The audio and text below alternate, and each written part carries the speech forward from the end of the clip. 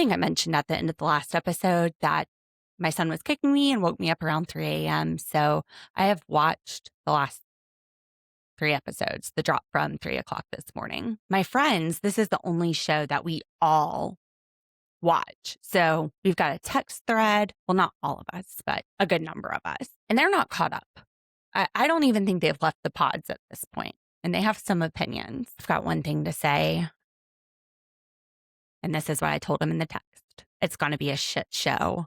Buckle up, Buttercup. I'm so ready. I want a shit show. Let's just start with episode 7, Love is Blind, season 10, Ohio. Episode 7, Moving In and Unpacking Baggage. Let's watch. Remote reality, yeah, that's the key. Unlocking stories wild and free. With the host, side by side. Channel surfers, let's ride. Hey, Channel Surfers. I'm Lauren, your friend and attorney host who loves to overanalyze everything, including our favorite reality TV shows. And I'm Dee, her paralegal and smartass sidekick and co-host. And we are so happy that you're here watching Love is Blind with us and talking about this insanity. If you saw the preview for this drop at the end of episode 6, you already know it's going to be good. Dee, don't hold your breath, because the preview drop that they give us at the end of episode 9, this is insanity. This is insanity. I'm glad. I'm ready for some insanity. I don't want it to be boring. I want to have shit to talk about. Let's go crazy. Channel Surfers, if you haven't already liked and subscribed, I'm pointing right here. I'm going to put a link on YouTube. If you're on Apple Podcast and Spotify, make sure to leave us a 5-star review and a comment. Let your friends who love the same reality TV shows know that we're here. We've been doing this since last April. Love is Blind. This is our 2nd season covering. We also covered season 9. You can actually click right here. I will put a link to the playlist on YouTube. We do Sister Wives, 90 Day Fiancé, all kinds of great trash TV. It's the best way to support the podcast. We're doing this for fun. Actually, right now we are operating at a loss. There's no money coming in. There's just money going out for recording stuff. I think I'm starting to set the goal. It'd be nice to break even. This hobby is getting expensive. You're loving what you're doing, so. Yes. Profit doesn't matter. We just love talking to people that like the same shows we love, because my friends aren't binging it, and this is the only one. I start talking about Sister Wives, most of them glaze over, and the one that watches Sister Wives is a Robin fan. So, What's wrong with her? I can't believe she's in your friend group. I love her. We just have different opinions. That's okay. So let's jump right into this mess, this beautiful mess. Devante told Brittany last episode that he was struggling balancing all of these emotions with the emotions of his grandfather. We're starting this next episode. She's out there in the hallway complaining to producers that he should have just gone home if this was how he was going to be. She understands because she lost her grandma a year ago. No, that was a year ago. He is literally processing this loss. He is not there with his family at the funeral. I feel like she's being real empathetic here. No, I don't either. And like I said, I think she just needs a lot of attention. She wants a lot of attention. She wants a lot of affection. And I'm not sure, even if he wasn't going through this, that he would be the right person for her, because he just seems like he's really laid back, kind of chill, low drama. And I just don't know if he's going to give her what she's wanting. It's like, is she being in this relationship so she can be happy? Because she's really dependent on him for making her happy, to the point where I feel like his feelings aren't being considered. He's so sweet. He goes out in the hall and he gives her a hug and he's like, I'm sorry that you feel this way, which I'm sure people can take that wrong. Well, he also said, I hear you. I hear you. We talked about this last night.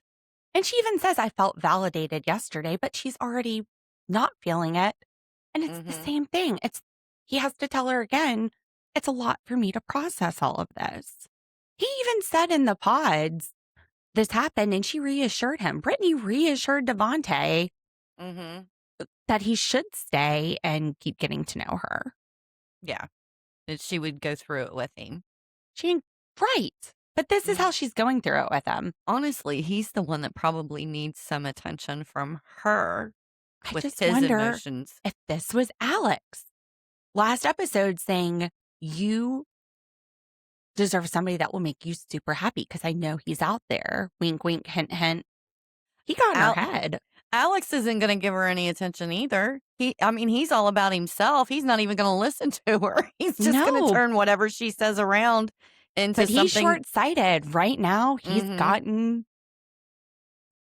Ashley. He hasn't gotten Brittany. And Brittany, well, she's a challenge. She has another guy, and that guy can't even get her sexually. I think this is a trophy, just like what he felt he was getting when he talked about Ashley being a trophy on his arm. I really think that Alex got in her head. Yeah, I think so too. All right, so we're going back home to OHO no. Oh my gosh, they're driving me crazy with this OHO-IO. Shut up. Just shut up. Just, man, these Ohio State fans. I love you, but you're not among the most obnoxious ones that I've met. I don't know any obnoxious Ohio State fans. Well, you used to. I can give you one. Another Your one ex. is one of my friend's husbands. Anyway. We love our Buckeyes. That's all I can say. We're headed back to OHO no from Cabo. That's a big letdown. Shut up. Okay, look. Like you said last time, this has to do with the fact that even though I had some great experiences, I had some not so great experiences with my ex. This all goes back to Amber. Guys have just ruined some things for us. I think everybody can relate. Well, not all Buckeye fans are like your ex. It's not you. Look, this is me. And right now I am Chris, sitting there and telling Jess, I'm stressed about something, and it's not you, and it's not the channel servers that are from Ohio. It's me. It's me. I admit that. Now, I agree. It's you. It's me. What the heck, though, was Chris stressed about? They hint that it's the moving, but that's an edit. And also, is Jess at all going to acknowledge this flirtation that happened at the pool? Did she even see that? I don't know. I'm thinking that maybe she didn't see it. He's not giving her any indication that something's wrong with them. He says that they have the least drama out of everybody. He's mentioned things to Emma about Connor in Mexico, and she didn't want to talk about it. So he's like, we have it relatively good. We really don't have problems. I mean, they're saying it. So what is this stress? Well, for me, it would be moving into, a new place like this and just cohabitating with somebody that, you really haven't cohabitated in a normal environment with for, I don't know. But we'll see how the other couples react. I mean, I'm sure they have their moments. I agree. Look, they have less stress than we saw off of Devante and Brittany. And that was before they even left Cabo. So touche. But still, you have to wonder. I've always been sus of Chris. I'm like, what happened? What did you do, Chris? You know it was you. What did you do? Is the charm wearing off? I want to know. I want to know that I'm right. Well, you've watched further than me, so I don't really know where anything's headed. I haven't even been watching the previews for the next episodes. This drop was just last night. I said this before this drop happened. I don't care. You've seen more of it than me. You've seen all that I had seen the first time that I was sus about Chris. I don't know. Because I only saw this after 3:00 in the morning, and yesterday we recorded and I was sus about Chris. I'm not seeing it. I getcha. We know where Alex gets his nomad lifestyle from, I guess. I think mom is a long haul trucker. And she's either moving around a lot, or do you think he just hasn't talked to his mom in a while? No, if she's long haul, she'll take the jobs and go pick them up and stuff. I think he said she was in Phoenix, but I was thinking the same thing as you. We know where he likes that lifestyle. It's normal for him. So what I thought was a red flag is probably not a red flag. It's probably just normal life. for him. And maybe this happened during filming that she went from Montana to Phoenix. She doesn't seem overly excited or, I mean, she's like, okay, great, you're getting married. Welcome to the family, I guess. I'm not getting enthusiasm, which that could be because this is a super weird experiment. It also could be because I know my son. That's what I was getting ready to say. Because we've been sitting here saying, I don't think he'll get married. I said, I don't think he'll actually get married. Maybe it's not the first time. Who knows? Yeah. There was something off. It was like, are they just not close? And that's why he doesn't know what's going on. And that's why she's acting removed. Because she doesn't even seem to know that he's planning on moving. Does he even talk to his mom? Yeah, I think mom just knows her son. She doesn't even know he's moving. Strange. Maybe it's different. Maybe the moving just came up with Ashley and that's it. Maybe it's something he's been courting Ashley with, so to speak. Moving to another state like his Florida. Stuff is in Florida. He has a storage unit there. This isn't new to him. Yeah. Maybe it just happens so often that he doesn't update his mom. Alex just doesn't tell his mom that he's leaving. Emma and Mike he's like, get organized, get motivated. It doesn't motivate me either to have someone tell me to get motivated to get organized. But he's not perfect either. He's leaving doors open, which, okay, look, I'm messy and I leave doors open, probably because it's hard to shut it when there's clothes on the floor in front of it. It's quirks. They just need to work out their quirks. Apparently, I'm a serial killer too because I do not separate laundry. I don't do that shit either. Like, I just throw it all in. My philosophy is if it shrinks, if it discolors, it's not worth having. If it's got to have extra attention, I'll just toss it. Shouldn't have had it anyway. This thing was obviously not a match for me. This was its fate. Yep. Oh, I really like that sweater before it shrank. Put it on the dog. Do you think Emma really sorts her laundry? No. I think she was lying too. If her suitcase was like he said last episode, she's not sorting her clothes. She's throwing that shit in the dryer all at one time. She's like, Brah, get off my dick. Sure, I sort my laundry. Hush. Give me my beer. He's probably one of those people that turns like all the shirts inside out and all of that stuff. I don't even know what you're talking about. I had a girlfriend. Her husband was like anal about laundry. And she was sitting there telling me that he turns every shirt inside out to wash. And before it goes into the dryer, it had to be turned right side out again to go into the dryer. Yeah, before the dryer. No, and I was like, that dude is a serial killer. I'm like, he'd be doing his own damn laundry. She did his laundry? I don't think so. I think she pretty much told him what I just said. She's like, look, if you want your laundry done that way, you're going to have to do it. Yeah. Yeah. I didn't even know that was a thing or that people did stuff like that. I don't know that I would love anybody enough to do that for them. Look, I'm like, hey, white underwear turns blue. Nobody going to see it. I'll wear it. I don't care. Throw it in there with the jeans. Just be happy I'm washing your clothes. I'll give them back to you in a basket and you can just pull them out of that and get dressed. Man, that's wild. That's serial killer. Yeah. Amber, when she got home, she saw her daughter and she reassured her, like, everybody needs to be on board for this. But then you hear her say, I'm allowed to be happy, which, yeah, absolutely. I had this conversation with my friend the other day. She has been dating a guy for about 2 years and they see each other during the day because she works 3 days a week.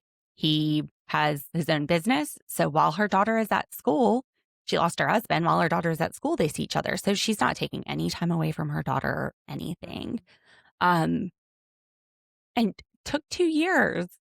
Even our friend, because a friend of a friend introduced them, they were like, when are you going to introduce? When are you going to introduce? And then she got a text message saying that she needs to put her daughter first and worry about her feelings. I'm like, you have You do, and you're allowed to be happy. That is putting her daughter first. If she's not happy, her daughter's going to feel that and know that. 1,000%. And she's not taking time away from her, but you even get time away from your kids. You need time away from your kids. Like when mine were little, mine were 21 months apart, Yeah. 22 months Oh my apart. gosh.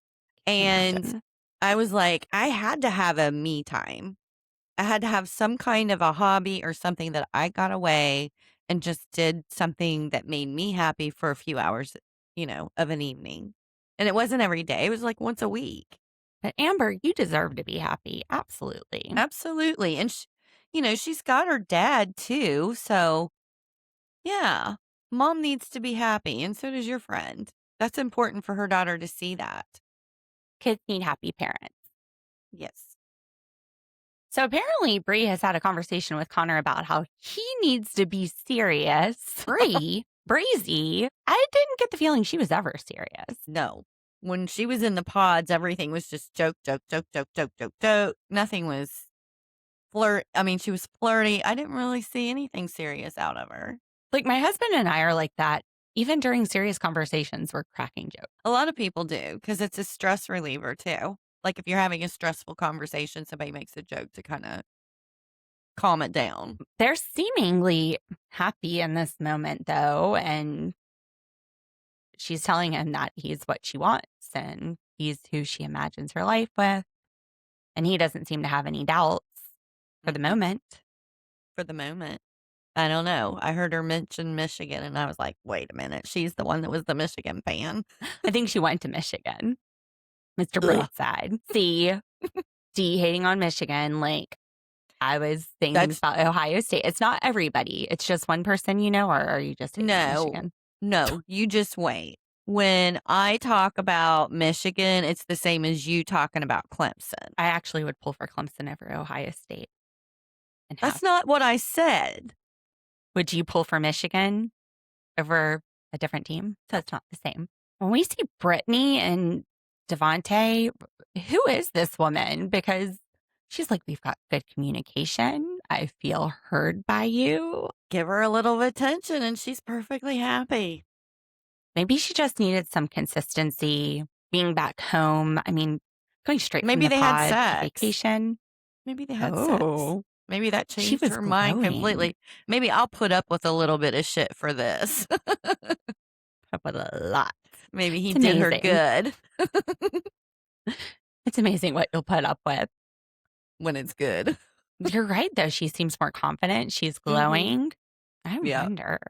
I like that theory. Some bow chicka wow wow. Wow, wow. So we're doing house tours, and first up is Jordan and Amber. Jordan, typical bachelor pad. But those damn black bananas had me laughing so hard. What do you think that broccoli smells like that was in the fridge? I don't know, but you would have thought he would have cleaned that shit out before he went on this adventure. You'd think, wouldn't you? Right. She handled that with grace. Mm-hmm. She was very sweet. Yeah, it's just typical bachelor pad, Her house in Mount Vernon, adorable. It was so cute. She fixed it up, and they're talking about moving to Columbus, but she's like, I like the schools, and I want my daughter to go here. So if he wants to be in Columbus, he can drive her an hour each way to Mount Vernon for school. She's just hoping that temporarily they can stay at her place while they save up some money. But I don't know that she's expressed that to him, because it also sounds like to his face, she's telling him she's on board. Amber is telling Jordan, I'm on board to go to Columbus. I don't want to retire here, even though I like my delivery guy. I get it. I didn't want to give up my house that I had before marriage. No, because I put a lot into it. It was the same thing. It might be more than that too. I mean, she's got a daughter whose father's involved in her life. There might be stipulations if there's a custody agreement where she can't leave the county with her or something like that. And I also get wanting to be in good schools. Mount Vernon is probably smaller than Columbus and a little more personalized with the school districts than what Columbus would be. Now, if there was a custody order, I would hope Amber would have brought this up in the pods and wouldn't be telling him, let's go to Columbus. Well, unless she thinks that she can get him to come where she's at. Well, she probably still shouldn't be telling him that. We need to be honest. True. And forthcoming. Well, I mean, there may not be anything like that. I just know a lot of them probably have agreements where you can't move like so far away from each other. And I'm hoping we would have heard about that Mm. if it existed in this case. Yeah, it may not. Or she may have, maybe Amber's a big liar. Which could she be may the have case. complete control. She may have complete control and can go wherever she wants with her. I don't know. So Vic and Christine, I was so glad to see them. I smiled throughout their entire segment. I did too. I was hoping that when they came back from Mexico, they would all get together. There was a season during COVID where one of the cast members had COVID, so they couldn't go to Mexico. But when they came back, they got them all together. This is another reason that I think this is an afterthought because they're not bringing everyone together. Vic, he just seems so genuine. I just love them, both of them together. I do too. And when they met her mom, I had to laugh because it was almost, she didn't come right out and say it, but she's like, aren't you too smart to have gone through this process? Like, only she did kind of say that. And then she's like, I Yeah. thought Christine was too. But they all are putting credit. They're crediting God for this. They feel like this is meant to be. They talk about how their lives are similar. They didn't have fathers around and then single mothers. And while Vic has kind of moved forward and forgiven his father, he's talked to Christine about what that might look like in the future, which focusing on her and maybe what she wants and being supportive. It's just a great conversation. Her mom is smiling ear to ear the whole time. And then we find out Christine's mom, she's got the hots for Vic. I thought that was so cute. She's like, Look, and you're hot. Like, she's just talking to him and tells him, and you're hot. They said that they have some weird inappropriate stuff in the family. I'm like, please don't wreck them. I don't think she could if she tried. But then she's like, give me a hug. Oh, yeah. You know, she held it 3 seconds longer. Well, if the camera held smashing it 3 seconds longer, we would have seen her hand slip down on his booty. Yeah, you know, those boobies are pressed up against his chest. I bet she was like moving them around and stuff. Do you stop thinking about hugging Vic? I was thinking about her mom hugging Vic, but yeah, okay. Bree really busts Connor's chops about his house. No kidding. That was way less Bachelor pad than Jordan? Yes. I don't think so. I thought Connor's was way more Bachelor pad than Jordan's. Did Really? you even notice? Yeah, did you even notice?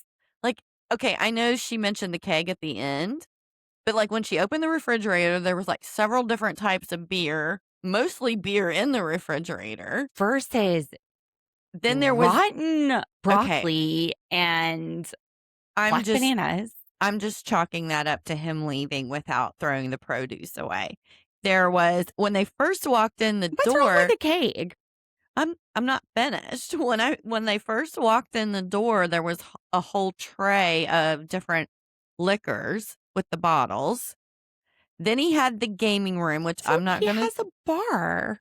You're just saying in compare. This is what I would call a bachelor pad with the alcohol, the liquor, the gaming room, the man cave. You know, the garage turned into a man cave. But there are couples that have alcohol in their house and gaming rooms in their house. The furniture is what I was looking at. Well, I didn't see anything wrong with these furniture. Right. Like he had a headboard. It looked relatively well decorated. He did the dishes. Whereas Jordan's just looked like a tornado came through it.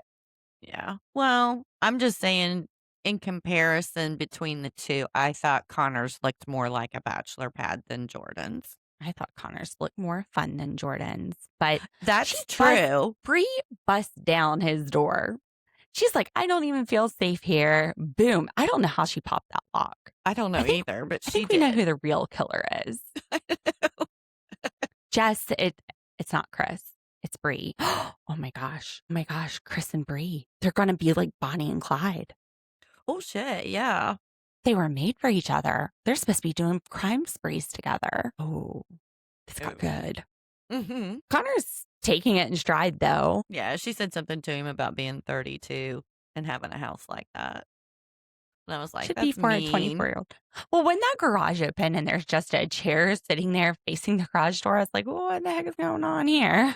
I had a feeling that it's probably because there was other chairs and stuff in there. So I was thinking that when he has people over, they probably just lift the garage door up and party right there in that area. So it was probably turned that way because it Somebody was was sitting facing, there. yeah, a group of people or something. Maybe had a grill out there. Who knows? But he's been single. I don't see anything wrong with his house. I didn't think his chops needed to be busted, over the way the house is. That's exactly the way it should be for someone who's 32 and spends his time with his friends. But also, just like I said last episode, just like Chris said last episode, this is Connor and Bree's relationships. They Mm-hmm. chop on each other. Connor even is pulling at her strings saying, oh, well, what if my bed doesn't have a headboard? How much do you love me? And it has a headboard. It's actually a nice looking room. I think it's a form of flirting It is. for them. Yeah. Yeah. Mm-hmm. She did almost break the man's door down. She did. I'm a big fan of Paul, Ashley's dad. Mm-hmm. He is grilling Alex. So Alex's dad wasn't in his life, and he had a stepfather when he was 2 until whenever his mom got divorced, who beat him and didn't show him love. Going back to the most traumatic day in my life was when I got a sign-on bonus and I was 23. I don't know. He unloaded a lot in this conversation with her dad. He said his grandfather was his role model, but his grandfather died at 67. So how old was he when his grandfather died? He wasn't really getting the numbers right either when it came to how long his grandma and grandfather may have been married. Like he said something and then he changed it so they still would have been 17 at the time, which that's definitely possible. But at first I think it was 13. I can't remember. But the math wasn't mathing and Paul calls him out on it. To me, that was are you BSing? He also said that his grandfather called his grandmother, thought it was somebody else. So he fell in love with her voice over the phone. So love is blind. Paul's not believing that either. Well, like I said, I mean, he unloaded a lot of stuff. I thought it was interesting when her dad asked what it was about her that he fell in love with, because I was like, okay, I want to hear what he actually paid attention to or got from her, because he's the one that's always been carrying the conversations and they're usually about himself. Well, it's that she's confident enough to be in a relationship with him.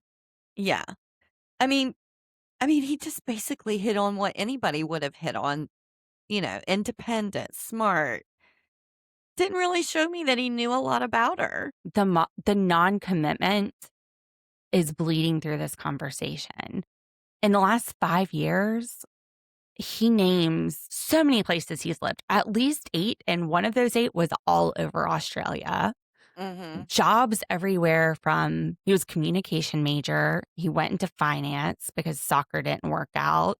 He worked on a fishing boat. Trading, coaching. It's all over the place. He can't commit with a job either. So he can't commit to a home. He can't commit to a job. Well, and he says he's tired of moving around and going to a new grocery store and a new laundromat. But then when he's with Ashley, he's saying, oh, you get used to it. This is the lifestyle that he lives. We need to get out of town. When Paul asks Alec who his role model is, he said his grandfather. And then he goes, and what did you learn? And he's like, I want to have a kid so that they'll look up to me. I know that sounds selfish. That's not the reason to have a kid, so that somebody idolizes you. Wow, that said it all. That said it all. This guy is going to want a kid that can be the soccer star that he couldn't be. He's going to raise a soccer star, I guarantee you. Well, I think soccer is his distraction. Because he says that, I think he realizes, oh man, that wasn't a good answer because this feels very practiced, very put on. It's not like Vic that felt very natural. Mm-hmm. And as soon as he's like, oh, that didn't sound good, like admits it out loud, he starts going back to soccer and talking about how great he was at soccer and how he worked his way up from nothing and He like sounds all like these accomplishments, and says, I think that can translate to anything in life. So he's saying me being so awesome a soccer star is going to translate into why I want kids. It makes no sense. It's a distraction. he sounds like a salesperson trying to sell the newest shiny vacuum going door to door. I mean, he sounds like he's selling a car or, the Encyclopedia Britannica or something like that. He sounds like he's pitching himself the entire conversation. And it could be because, I mean, her dad is asking questions. He's a lawyer. He's Yeah. a professional question asker. Yes. I understand that. But the other I've thing really that I noticed, appreciated his examination. yeah, the other thing that I noticed, and unless it's the editing, she doesn't speak any. Like from the moment they sit down at the table, he's the only one talking. Remember, by the time they got engaged, we had only heard 3 sentences out of her. When they're sitting on the beach, she says the 2 places she wants to go, and he jumps into soccer. Mm-hmm. But she's not said anything. I And don't it's think her he gives her a family. lot of room to speak. No. Well, I mean, she's not even like jumping in and saying anything. I mean, it's because the conversation's all about him. She's Again. staring at him with these dreamy stars in her eyes and drinking her wine. thinking about her future. Remember, her dad said she had a bad picker. Oh, she's a bad picker. Yeah. This was the dad that said his daughter had a bad picker. Hey, Dad, I think she did it again. Oops, I did it again. Well, she says he has everything I want. What, a Mm-mm. hunk? A quarterback? No, not a quarterback. He plays soccer. Material distinction. Thank you. Or not. Don't know that attorney dad is going to buy that one. Mm-mm. Ashley's dad practiced divorce for 41 years, so he gave some words of wisdom. Now, one of those words of wisdom was when you're making a decision, always put your partner first. Mhm. And Alex is like, yeah, I think I can do that. What? I don't think that was even in his vocabulary before he heard it tonight from her dad. I think Paul scared the shit out of Alex. He was so intimidating. And I mean, he wasn't backing down. Like, he was not buying Alex's bullshit one bit. Tell me why you love my daughter. Or, I mean, he says that he loves the daughter and he's like, those are just words. And then I'll prove it with my actions. What do you think is going to happen when we roll back the tape of you talking to Brittany in Cabo? That man is going to get a hitman after you. Paul's going to dial up a number and hire one of his ex-clients. I don't think we're going to have to worry about it because I don't think they're ever going to make it to the altar. I don't think he has any intentions of getting married. I love Paul. Mm-hmm. I do too. He says, honesty, it's written all over your body. And he's not saying Alex is a bad person, but he's not honest. Yeah. He's pegged it. Now, the whole thing about looking down and left, scientifically, that's questionable evidence. Defense attorney, of course, I'm like, yeah, it's not necessarily sound, but he was looking at everything. At one point, he goes, that's not the truth. What was that part? Yeah, Paul is seeing through these polished answers. He's seeing that I love you as just words. And he tells Alex, convince me. It's not easy to convince an attorney. You just set that man up for failure. It's Alex. Let's be real. And he starts off with this polished speech again. And he goes, look, I'll prove it with my actions. I'm not asking for your trust. That's what Alex says to Paul. And Paul goes, stops him. No, you are asking for my trust. He's calling the man on his bullshit immediately. It was a beautiful, beautiful examination. It was like he was questioning a hostile witness, although he wasn't really doing much direct exam. Touche, Paul. Touche. And I'm sure Alex is shaking. He's going to have a stiff drink after that. Things can't work out at this point because he knows those conversations he had. I mean, he's saying that that's not his type. And Yeah. Ashley's dad is like, she's the most beautiful. Everyone's falls in love with her, but he's sitting there making her feel like she's not his type. That's not going to sit well with Paul. I don't think Alex is going to want that kind of a father-in-law the rest of his life. That guy, Paul, is going to see right through Alex and everything that he says, everything that he does, every bit of bullshit that he tries to get across Ashley. As soon as Dad gets involved, it's going to be, that's bullshit. That's not true. And if you're trying to tear Ashley down, it's going to be hard to do that with a family that thinks so highly of her. Exactly. He's joining us. He's tired of me over here doing this. He's Dog Drake if you're on YouTube. So the end of the episode is Emma and Mike. Mike's like, we're not going to be able to. Well, he's talking to Emma. Emma says they're not going to be able to settle all the issues in 3 months. And he starts going through them, like the job, Mm-hmm. are you staying in the area? But then there's the kid. And he got home. He opened up his phone. His friends are having kids, and he definitely wants that now. Mm-hmm. And he doesn't want her to resent him if they have kids and she doesn't want them. Mm-hmm. Which, yeah, Mike, that's what she's saying. It's not going to be resolved in 3 weeks. She's told him from the get-go. She's told every single guy that she talked to in the pods that she didn't think she wanted to have kids. And we said from the Mhm. pods, you're not going to be able to change your mind. This is a deal breaker. You've got to be okay with it. So maybe the reality of seeing it when he got home on his phone has hit him in the face. But I think we're at a crossroads. And that's it. Mhm. That is it for episode 7. We got episodes 8 and 9. We might be able to do those tomorrow if we start early. See, I got some stuff I got to get done besides this tonight here at the house. All right, channel servers. Well, we will at least drop one of these tomorrow. And I think we'll have at least one, maybe two. maybe 2. Maybe 2. We might be able to finish this drop tomorrow. Mm-hmm. And we'll see you Friday with Traders. Bye. Yes. Let's ride.